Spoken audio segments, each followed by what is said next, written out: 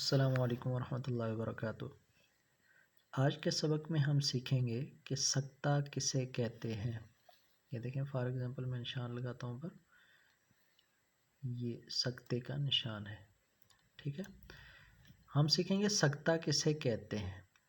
یاد رکھیے گا قرآن پاک میں 4 جگہ میں سکتہ آیا ہے، ان میں سے ایک سورہ المطففین ہے، اور یہ سورہ المطففین کی 14 نمبر آیت ہے، 14 نمبر آیت ہے، اس میں یہ سکتہ آ رہا ہے۔ اب سکتہ کہتے کسے ہیں؟ سکتہ کہتے ہیں جب بھی یہ سکتہ کسی آیت پر آ جاتا ہے تو وہاں پہ سانس روک کر، سانس لیے بغیر آگے والا لیٹر پڑھنا، اس کو کہتے ہیں سکتہ۔ سانس روکیں گے اور خاموش ہو جائیں گے تھوڑی دیر، اور پھر آگے والا لیٹر پڑھیں گے، اس کو کہتے ہیں سکتہ۔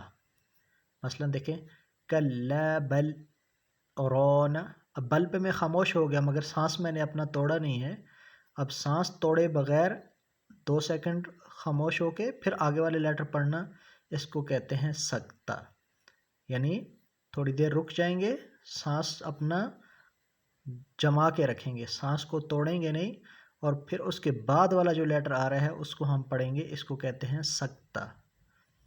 جی، سکتہ کہتے ہیں اپنے سانس کو روک کر 2 سیکنڈ پھر آگے والا لیٹر پڑھنا، اس کو کہتے ہیں سکتہ۔